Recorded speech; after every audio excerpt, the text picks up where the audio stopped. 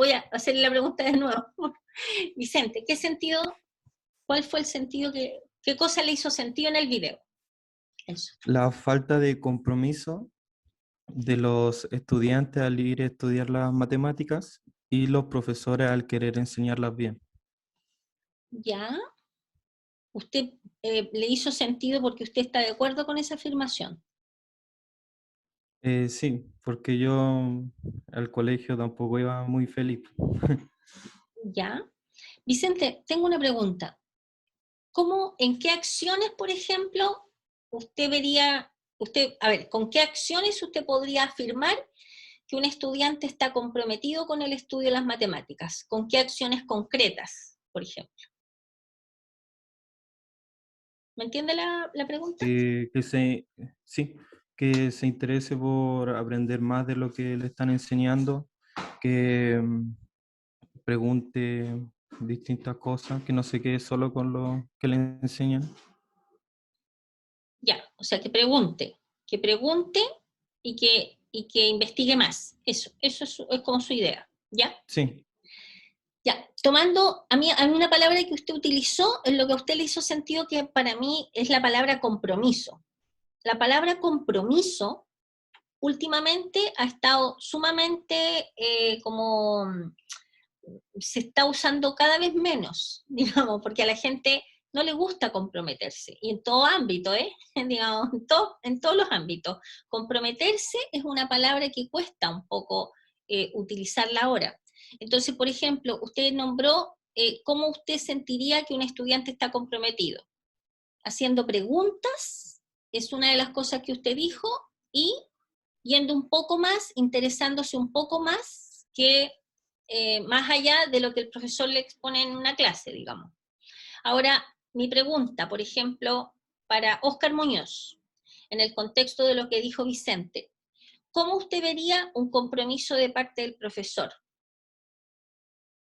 No sé, por ejemplo, un compromiso por parte del profesor, lo imagino como que el profe está comprometido con enseñarle a los alumnos y llegando incluso a, no sé, pues quedarse después de la hora de clases para enseñarles, no sé, Brindando más como por dar tiempo, un, por ejemplo, ¿ya?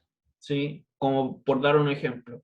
Un acto concreto. ¿Qué otro acto concreto se le ocurre a alguien más donde ustedes pudiesen sentir que el profesor está comprometido con el proceso de aprendizaje de ustedes? Cuando el profesor Al- hace una revisión en una prueba ¿Ya? para poder encontrar los errores que la ¿Ya? persona tuvo. ¿Ya? O sea, pero usted cuando me dice revisión más bien de tipo personalizada, me imagino, ¿o no? Sí, y si hay más gente con el mismo problema, hacerlo para todos. Ya. Ya. O sea, en el fondo que tenga acciones de feedback con las evaluaciones, por ejemplo, Sí, digamos. Ah, sí, eso perfecto. es muy importante.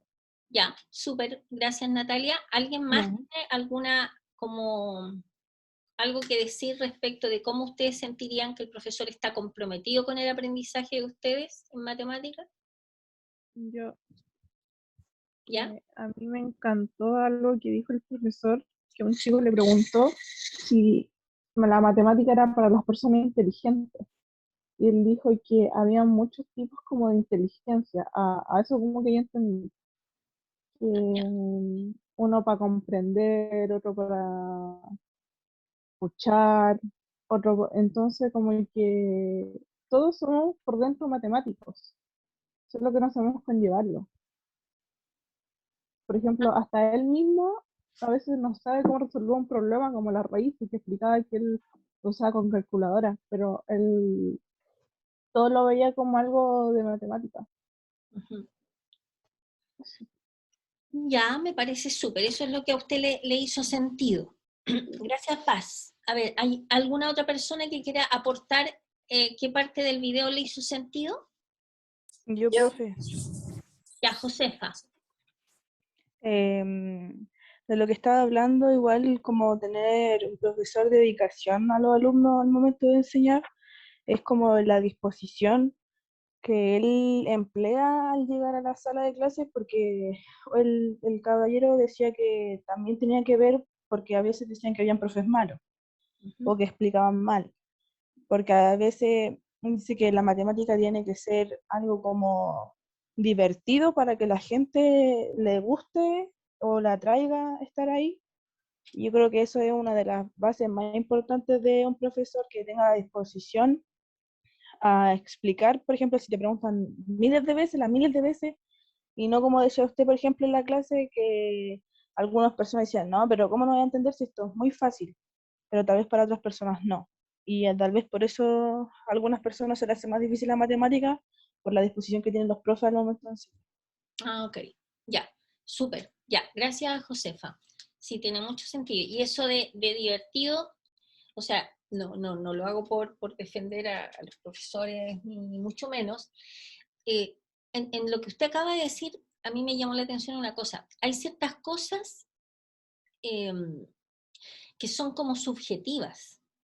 Por ejemplo, y eso apunta a la capacidad del profesor para ser capaz de captar la diversidad de los estudiantes con los cuales uno está trabajando. ¿Me entiende? Porque, por ejemplo, a algunos de ustedes les puede parecer divertido ver un video, estoy inventando. Para algunos alumnos, sí, que divertido ver un video entretenido que hable de matemáticas o de la enseñanza de las matemáticas. Pero a lo mejor para otros es una pérdida de tiempo. Y dicen, no es divertido ver un video de matemáticas.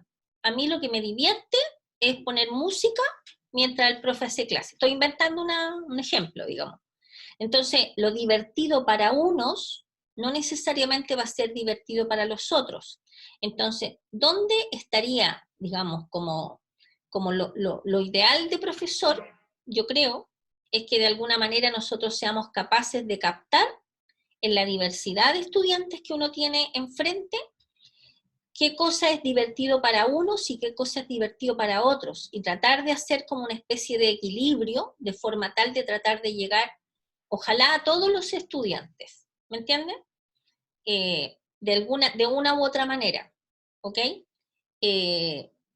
Eso yo siento que tratar de, digamos, deberíamos nosotros tratar de hacer un esfuerzo por tratar de llegar a la mayor parte de los estudiantes, en la forma como exponemos, como explicamos algunos temas, ¿de acuerdo? ¿Alguien más desea compartir como última intervención? Ya, Yo, eh, Alejandra. bueno, a mí me pareció como interesante y con mucho sentido, donde hizo una parte de un juego, donde había como 12 monedas y que iban quitando a su moneda. Y que la mayoría de los juegos para ganar hay que buscar patrones. Y eso y eso, bueno, tiene mucha razón, porque también lo encuentras como en otros juegos del me quiere o no me quiere, que es en las flores, que tienen ciertos patrones para llegar a un cierto resultado. Como si fuera par, te va a salir el mismo resultado en que fue la primera vez, y si es impar, te va a salir un distinto resultado que la primera vez.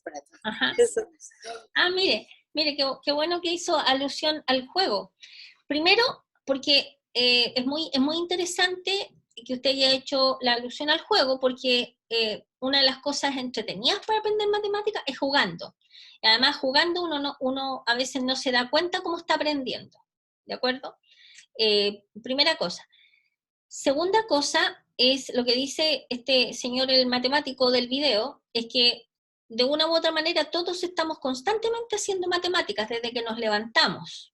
De manera inconsciente estamos haciendo matemáticas. Y si ustedes observan, nosotros en la vida en términos generales, para poder manejarnos de manera tranquila y de manera lo más calmada posible, como que siempre estamos observando patrones. Y no solamente patrones de tipo numéricos, sino que patrones también en el contexto de los comportamientos. Uno sabe, estoy inventando un ejemplo, que si uno, una cosa trivial, como estamos en la mañana, que si uno vive con más personas en la casa, por ejemplo, ahora que estamos haciendo estas cosas a distancia, si uno, la toalla después que se ducha, uno la deja encima de la cama, y uno sabe que al otro le molesta que uno deje las toallas húmedas encima de la cama o en algún lugar distinto del lugar donde uno va a colgar las toallas para que se sequen, y uno lo sigue haciendo, es porque uno no ha detectado el patrón. Si yo no soy capaz de colgar la toalla en la mañana donde corresponde, hay otro ser humano que está en mi entorno que se va a enojar, se va a molestar y su día no va a ser tan feliz y tan tranquilo si es que yo hago esta mínima acción de colgar la toalla donde corresponde.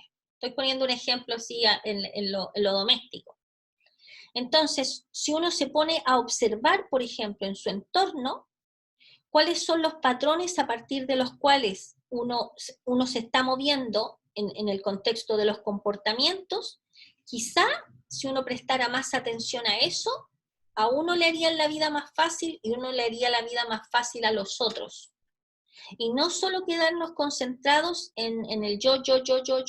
¿Me entienden lo que estoy tratando de transmitir? Por ejemplo, si uno sabe que el otro va a ser feliz, si ustedes en la mañana le dicen, ¿te sirvo un café? ¿Te sirvo un té? Estoy inventando. ¿Sí?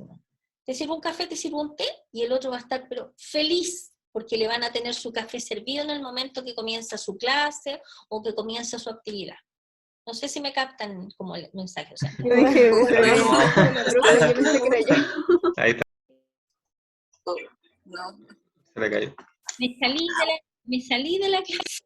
Se me Ahí está quedó. con razón. Pero la grabación continuó. Ahí voy a revisar a ver qué pasa cuando uno se cae el internet. Ah, ¿no me escuchaban entonces? ¿No me escucharon? No. Nada de lo que Quedó dije. pegado. Quedó en el ejemplo de la toalla, Sí, quedó un ejemplo en la toalla y se pegó y no se escuchó de nada. repetir patrones. No importa, pues di otro ejemplo del servir un café. Si uno, así simplemente si uno observa su entorno y se da cuenta que si existe uno con un otro y el otro es feliz y uno en la mañana le dice, ¿te sirvo un café? A lo mejor, ¿por qué no hacerlo si uno va a conseguir un efecto con eso? ¿Me entiendes? O sea, yo le sirvo un café o le ofrezco un café y el otro va a estar contento porque yo le ofrecí un café. O nosotros mismos, no sé si me captan. Entonces, observar qué patrones son los que se empiezan a repetir, ¿de acuerdo? Y ver de qué manera mantener esos patrones que generan una reacción positiva o cambiar aquellos patrones que generan una acción negativa. ¿Me captan? En ese contexto, el profe habla de que nosotros estamos constantemente mirando patrones numéricos y no numéricos, ¿ya? Ahora, vamos a entrar así medio bruscamente, porque me da susto cuando me empiezan a sacar a mi internet empieza a fallar, porque me da la impresión de que me van a sacar de la clase de nuevo, y a veces uno no puede necesariamente volver. A ver, lo último, Macarena, ¿quiere decir algo o no? ¿No? Macarena escribió algo en el... No, profe, era que cuando se cortó el internet. Ah, perfecto, ya, eso. ¿Alguien quiere hacer algún aporte adicional? ¿Alguna observación, comentario, algo que quieran decir respecto del video antes de pasar a otra cosa, a los símbolos? ¿No? ¿Estamos ok entonces?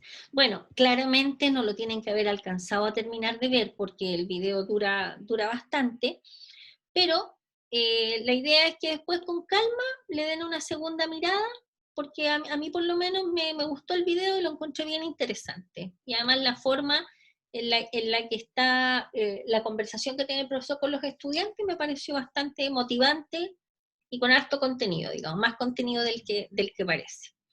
Chicos, ahora en el chat voy a compartir un documento que después voy a proyectar y compartir con ustedes para que entremos al tema específico de los símbolos, ¿de acuerdo? De la simbología matemática, ¿ok? Entonces les voy a subir un archivo. Espérenme un cachito acá. Espérenme, lo tengo en el escritorio, un segundo.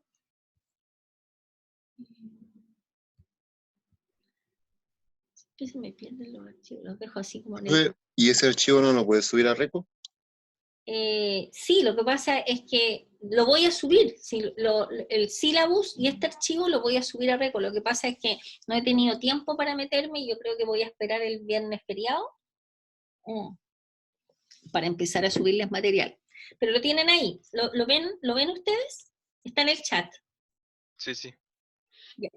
Entonces, les pido que con ese archivo, que es el archivo que voy a utilizar ahora, que voy a proyectar en este instante, porque les voy a pedir un pequeño trabajito para la próxima semana, que es cortito en realidad, de unos pequeños minutos, que consiste en lo siguiente. Con el archivo que les acabo de subir, a ver, ¿qué quiero que hagan ustedes? Es sabido que a veces los estudiantes responden de manera equívoca, por ejemplo, a alguna pregunta o algún cuestionamiento, de pronto aparece, demuestre tal cosa, y ustedes saben que en matemáticas usamos un montón de simbología, y a veces por alguna razón los estudiantes no entienden la simbología porque no la han usado antes, o porque cuando la vieron nunca preguntaron en estricto rigor para qué servía o en qué contexto se utilizaba.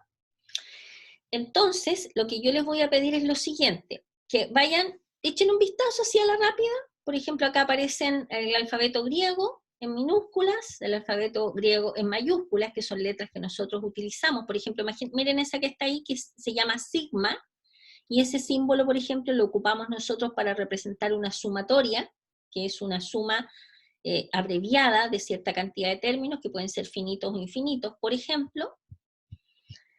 Y acá vienen algunos elementos, bueno, seguimos con los distintos tipos de letras, pero acá aparecen los símbolos matemáticos que más se repiten. Por ejemplo, cuando aparecen 2 puntos y 2 rayitas, se define como un más infinito, un menos infinito. ¿Qué sentido tiene? Este símbolo que representa el conjunto vacío, este tanto por ciento, la raíz cuadrada, etcétera, que es esa rayita que aparece acá como signo de exclamación, que es usada en 2 contextos, por ejemplo, en matemáticas como factorial, que es la representación, por ejemplo, de n factorial, que es un producto. A ver, estoy solamente mostrándoles así un referente, porque la verdad de las cosas es que vamos al comienzo de la próxima clase, vamos a dedicar unos minutitos a esto.